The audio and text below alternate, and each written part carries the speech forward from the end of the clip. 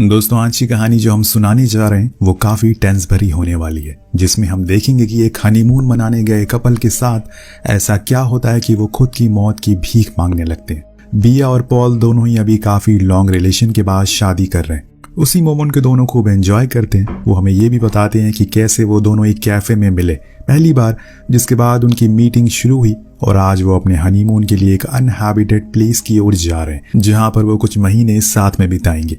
ये असल में एक कॉटेज है जो कि जंगल के काफी अंदर है, और खास बात ये है कि ये बिया के डैड का है, पर वो यहाँ नहीं रहते। इन दोनों ने कुछ दिन साथ में यहीं रहने का फैसला करा है। बिया उस घर में रखी हुई सारी एंटीक चीजों के बारे में पॉल को बताने लगती है, क्योंकि वहां पर बहुत सारी काफी पुरानी चीजें थी। खैर, पूरे दिन ड्राइव करने के बाद दोनों ही थक गए थे, इसीलिए वो जल्दी ही सो जाते हैं। और तब हम उनके फेस पर किसी रोशनी का अक्स देखते हैं, जिससे कि कोई फ्लैश मार रहा हो।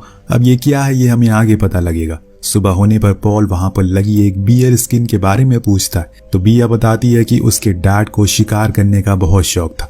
उन्होंने इसको मारा था और फिर इसकी स्किन को यहाँ पर लगा दिया। जो सुनकर पॉल थोड़ा हैरान होता है, क्योंकि वो थोड़ा डरपोक किस्म का बंदा था। इसीलिए वो बिया से पूछता है कि क्या तुमने किसी का शिकार किया है? तो वो हंसते हुए मजाक में कहती है कि हाँ, मैंने मछलियां बहुत पकड़ी है। ये सुनकर दोनों ही बहुत हंसते हैं। देन ये लोग बोटिंग का प्लान भी बनाते हैं और अपने समय को खूब एंजॉय करते हैं। लेकिन पानी ठंडा होने के कारण इन्होंने स्विमिंग का प्लान अभी ड्रॉप कर दिया है। देन वो उसी एरिया में बने एक रेस्टोरेंट में जाते हैं जो कि बंद था, पर वो फिर भी अंदर एंटर करते हैं तो देखते हैं कि वहां की हालत बहुत खराब हो रखी है। लाइट बार बार फ्लिकर हो रही है। इतने में अंदर से एक विल नाम का इंसान बाहर आता है और इन दोनों से कहता है कि ये बंद है, कुछ नहीं मिलेगा तुम्हें। यहाँ तो वो जाने लगते हैं, लेकिन आखिरी समय पर विल बिया को रोककर पूछता है क्या उसने उसे पहचाना।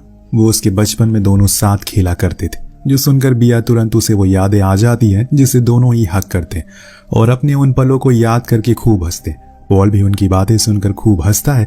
इतने में अंदर से आनी आती है विल की वाइफ, जो दिखने में काफी अजीब थी। उसका बिहेवियर काफी अलग था। वो दोनों से बहुत ही अजीब वे में कहती है कि तुम दोनों यहाँ से चले जाओ। तब विल उन्हें समझाता है कि असल में उसकी तबीयत कुछ ठीक नहीं है, जो कहकर वो उसे अंदर ले जाता है। ये दोनों अपने घर आ जाते हैं, पर आनी को देखकर बिया थोड़ा टेंस हो गई थी, क्योंकि उसे कुछ ठीक नहीं लगा उसे देखकर। पर पॉल उसका मूड ठीक करने के लिए कहता है शायद वो उसका एक्स लवर होगा। उसके इस बेकार से जोक को सुनकर वो खूब हंसती है और फिर दोनों सोने के लिए चले जाते हैं। सुबह पॉल का अलार्म रिंग होता है तो वो उठता है, क्योंकि आज उसे सुबह फिशिंग के लिए जाना था। लेकिन ये क्या, जब वो बाहर जाता है तो देखता है कि अभी तो बहुत अंधेरा है। तब उसकी नजर टाइम पर पड़ती है। अभी आधी रात हो रही है। शायद बिया ने गलती से गलत अलार्म लगा दिया होगा। वो वापस आकर सो जाता और वहां उसे बिया कहीं दिखाई नहीं दे रही थी। उसे लगता है कि शायद वो वॉशरूम गई होगी, इसीलिए वो सोने के लिए चला जाता है। लेकिन 1 घंटा बीत जाने के बाद भी वो वापस लौट कर नहीं आती। अब उसे घबराहट होने लगी है और इस कारण वो उसे घर के हर जगह पर ढूंढने लगता है। फिर बाहर भी गया, लेकिन बिया कहीं नहीं थी।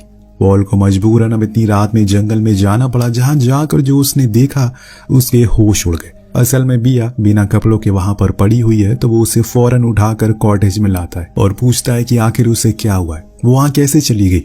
उसके कपड़े का इन सारे सवालों के जवाब बिया बस एक ही चीज कहकर देती है कि वो ठीक है, उसे कुछ नहीं हुआ है। शायद उसे स्लीपिंग वॉक हुई है। जब पॉल उसके कपड़ों के बारे में पूछने लगा तब भी उसने वही जवाब दिया, जो सुनकर उसे कुछ ठीक नहीं लगता। उस रात तो उसे नींद नहीं आ रही। जब सुबह उसने बिया के कुछ बदले हुए बर्ताव को देखा तो फिर से उसे पूछा क्या उसे कोई परेशानी है, तो बिया ने कहा कि बस वो थोड़ी टायर्ड है, लेकिन अभी तक उन्होंने ऐसा कुछ किया ही नहीं जिससे वो थक जाए। इसीलिए पॉल उसे डॉक्टर के पास जाने को कहता है। फिर बिया मना करती है कि आज वो ब्रेकफास्ट बनाने में भी काफी लेट कर रही थी। छोटी छोटी गलतियां कर रही थी, जैसे कि ब्रेड को जला देना, कॉफी में सिर्फ पानी ही गर्म कर देना, जो चीज वो कभी नहीं करती। इसके बाद दोनों फिशिंग के लिए जाते हैं, जहां पॉल एक फ्रॉग के साथ मस्ती करता है, जो बिया को बहुत पसंद था, पर आज वो कुछ रिएक्शन ही नहीं देती। इससे पॉल को फिर बहुत ही अजीब लगता है। इसके बाद वो उस ठंडे पानी में स्विम करने के लिए भी चली जाती है, पर उसे तो ठंडा पानी पसंद ही नहीं है शुरू से ही। एक ही रात में इतने सारे बदलाव को देखकर पॉल को ठीक नहीं लगता। उसे लगता है कि शायद बिया को कुछ डॉक्टर की नीड है, लेकिन बिया फिर उसे वही कह देती है कि वो बिल्कुल ठीक है, ऐसा कुछ नहीं है। कुछ समय बाद पॉल बिया के करीब आता है, उसे किस करने की कोशिश करता है। तब वो बिया के पैरों पर कुछ अजीब से बाइट को देखता है, जो पूछने पर बिया बताती है कि शायद ये मच्छरों ने काटा होगा। लेकिन उसका कहना था कि ये मच्छरों के काटने का निशान तो बिल्कुल नहीं है, शायद किसी बड़े इंसेक्ट ने काटा। चलो हम डॉक्टर पर चलते हैं, मुझे कुछ ठीक नहीं लग रहा है। बिया उसे ये कहकर वहां से चली जाती है कि उसे नींद आ रही है और सोने जा रही है। अब जब वो सो जाती है तो पॉल उसके जख्मों को चेक करता है, जो कि मच्छरों के तो बिल्कुल भी नहीं थे। इसके बाद पॉल जंगल में उसी जगह पर जाता है जहां उसे 2 रात पहले वो मिली थी, और हैरानी की बात ये थी कि वहां उसे वही गाउन मिलता है जो कि उसने उसे गिफ्ट किया था, लेकिन उसकी हालत बहुत ही बेकार थी। उस पर कुछ अजीब सा लिक्विड भी लगा हुआ था। यहाँ तक कि वो कुछ समझ पाता, उसे कुछ ही दूरी पर 1 से ज्यादा फुटप्रिंट मिलते हैं, यानी कि बिया यहाँ उस रात अकेली तो बिल्कुल नहीं थी, कोई था जो उसके साथ था।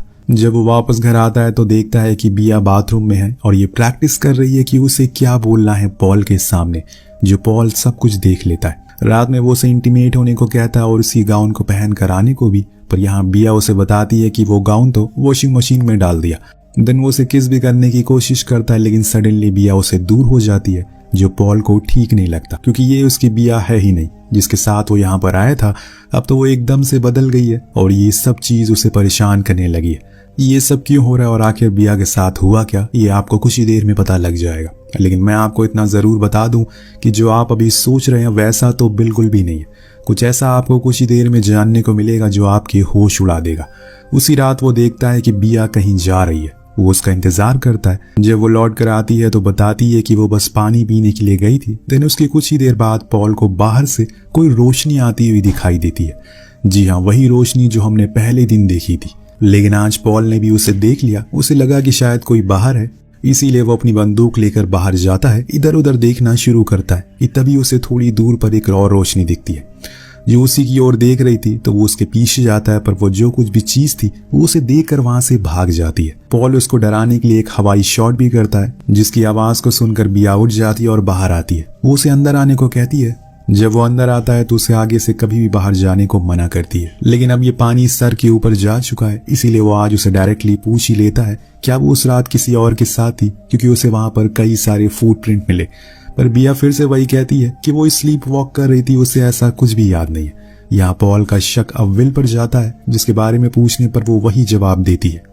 तब वो उसे उसके गाउन दिखाता है जो कि फटा हुआ था, उसे उस दिन जंगल में मिला। उसे देखकर बिया वही जवाब घुमा फिरा कर देने लगती है, जिससे कि पॉल का माथा गर्म हो जाता है और वो उसे लड़ाई करने लगता है। तब बिया कहती है कि वो फालतू में इतनी टेंशन ले रहा है, ऐसा कुछ नहीं है, और ऐसा करके वो उन दोनों का ये कीमती समय बर्बाद कर रहा है। लेकिन पॉल को तो अब कुछ समझ ही नहीं आ रहा है असल में ये सब चल क्या रहा है, वो उसके सवालों का जवाब क्यों नहीं दे रही है जो सच है। अब उस रात उनकी लड़ाई इतनी बढ़ जाती है कि उन्हें अलग अलग कमरों में सोना पड़ता है। अगली सुबह हम देखते हैं कि बिया एक डायरी पर खुद की ही चीजों को लिख रही है, जैसे कि उसका नाम बिया है, उसका हस्बैंड पॉल है, वो यहाँ पर हनीमून पर आई है। जैसे वो ये सब चीजें अब भूल रही है, इसीलिए उसे याद रखने के लिए ये सब लिखना पड़ रहा है। तब अचानक से वो डायरी छुपा लेती है, उसके घावों पर पड़ती है जो बहुत ज्यादा बढ़ गए थे, इसीलिए वो उसे यहाँ से चलने को कहता है। लेकिन बिया तो खुद ही जिद पर अड़ी हुई थी। दोनों ही अपना मूड ठीक करने के लिए बोटिंग के लिए जाते हैं और वहां इंटीमेट होने लगते हैं।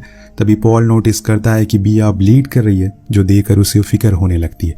वो उसे फौरन यहाँ से चलने को कहता है क्योंकि अब बहुत हो गया। वो जब से यहाँ पर आए हैं कुछ न कुछ गड़बड़ होती जा रही है, पर बिया उसे कहती है कि उसके पीरियड्स आ गए इसीलिए ऐसा है। लेकिन पॉल का कहना था कि अभी तो उसकी डेट में बहुत समय है, अब तो उसे कुछ ठीक नहीं लग रहा है, और इसीलिए वो अपने सवालों के जवाब के लिए फाइनली एनी के पास जाता है और पूछता है कि विल कहाँ है।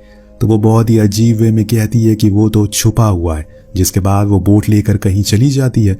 वहीं कुछ ही दूरी पर पानी में पॉल को विल की खून से लथपथ कैप मिलती है, यानी कि कुछ तो बहुत बड़ा यहाँ पर खेल चल रहा है। इतने में उसकी नजर उस घर में लगे कैमरास पर पड़ती है, जिसकी फुटेज को चेक करने पर पता लगता है जिस लाइट को पॉल ने उस दिन फॉलो किया वही सेम लाइट के पीछे एनी भी जाया करती है। इस दौरान वहां पर टेबल पर वही सेम तरह की रिटिंग थिंग मिलती है, वही सेम तरह की लिखी हुई चीजें मिलती हैं, जैसे कि मेरा नाम एनी है, मेरा हस्बैंड का नाम विल है, एटसेट्रा। सेम उसी तरह जैसे बिया ने लिखा था। पॉल गौर करता है और उस पर वही लिक्विड लगा हुआ था जो वो उसे बिया के गाउन पर मिला था। अब वो सीधा अपने घर जाता है, लेकिन वहां जो वो देखता है उसके होश उड़ जाते हैं। बिया कोई अजीब सी चीज को खुद के अंदर डाल रही है, जिससे उसका काफी खून भी बह रहा है। जब अचानक से वो पॉल को देख लेती है तो उसे जल्दी से बेडरूम के पास ले जाने लगती है और उसे किसी भी तरह करके बेड पर बांधने की कोशिश करती है, लेकिन पॉल उसे ही बांध देता है, जिससे कि बिया रोने लगती है। पॉल हैरानी से पूछता है कि तुम रो क्यों रही हो। बिया का जवाब आता है, ऐसा करने से तुम मान जाओगे और मुझे खोल दोगे। उसकी ये सारी बातों को सुनकर उसे कहता है कि तुम वो नहीं हो जिसे मैं साथ यहाँ लाया था, तुम मेरी बीवी तो नहीं हो। मगर बिया बार बार उससे कहती है कि मैं वही हूँ, तुम्हें कैसे मैं यकीन दिलाऊं। अब सच को जानने के लिए वो उसे कुछ सवाल करने लगता है जिसके जवाब वो गलत देती है, क्योंकि उसके बारे में उसने डायरी में लिखा ही नहीं था। उसे यकीन हो गया था कि जरूर बिया को कुछ हो गया है, वो किसी के बहकावे में आ गई है। तभी उसकी नज़र बिया के प्राइवेट पार्ट पर पड़ती है जिसमें से कुछ बाहर आ रहा था, कोई एलियन क्रिएचर टाइप, जिसको पॉल निकाल कर फेंक देता है। वो जो कुछ भी था लिविंग था। अब ये सारी घटनाओं को देखकर पॉल बहुत ज्यादा डर चुका है और परेशान भी हो चुका है कि तभी वो बाहर आ जाता है कि कुछ तो इस जगह पर ऐसा है जो लोगों को कंट्रोल कर रहा है। इतने में बिया अंदर से बाहर आती है, जिसकी ऐसी हालत को देखकर वो कहता है कि चलो हम यहाँ से चलते। लेकिन यहाँ बिया कहती है कि अब वो दोनों कहीं नहीं जा सकते। मैंने उस रात वो लाइट देखी थी जिसका मैंने पीछा किया, फिर मुझे कुछ लोग मिले जिन्हें मैंने सही से देखा नहीं। बहुत धुंधला था वो सब धुंधला था वहां पर, और उन लोगों ने मेरे साथ कुछ किया। वो मेरे अंदर वाली बिया को अपने साथ ले गए। बस ये बिया की बॉडी है, जो चाहते हैं वो करवाते हैं, जब बुलाते हैं मुझे जाना पड़ता है। अब ये सिलसिला ऐसे ही चलता रहेगा और तुमने उनके बच्चे को भी मार दिया जो कि मेरे अंदर था। ये सब सुनकर पॉल के तो होश उड़ जाते कि आखिर वो किन लोगों के बारे में बात कर रही है। इतने में वो रोशनी बिया के ऊपर पड़ती है और वो एक आवाज कहती है, अब हमें पॉल की जरूरत नहीं है। और ये सुनते ही वो उसे मारकर बेहोश कर देती है। जब सुबह पॉल की आंख खुलती है तो वो लेक के बीच पर बोट में था, उसके हाथ पैर बंधे हुए थे। तब बिया उसे कहती है कि उन्होंने ये सजा दी तुम्हें। वो उसे पकड़कर पानी में फेंक देती है, जिससे कि पॉल की वहीं डूबकर मौत हो जाती है। जी हाँ दोस्तों, उसने अपने पति को ही मार दिया। इसके कुछ दिन बाद हम बिया को देखते हैं, जो अब पूरी तरह से बदल चुकी है। वो अपनी शादी की वीडियो देख रही थी। इतने में उसके पास एनी आकर कहती है कि वो हमें बुला रहे हैं, और फिर दोनों ही उस रोशनी के पीछे जाने लगती है।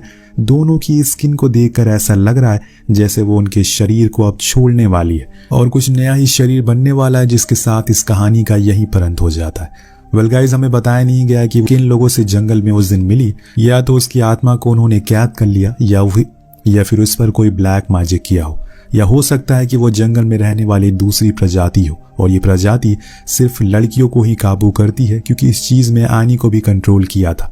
वो लड़कियों को इसलिए काबू कर रही है क्योंकि इनसे वो बच्चे पैदा कर सकता है और अपनी आबादी को बढ़ा सकता है, और हो सकता है कि आगे जाकर वो आदमियों को भी कंट्रोल करने लगे जब उनकी आबादी बढ़ जाए। वेल, आपको क्या लगता है नीचे कमेंट करके जरूर बताइएगा। मिलते हैं अगले वीडियो में। Thank you so much watching.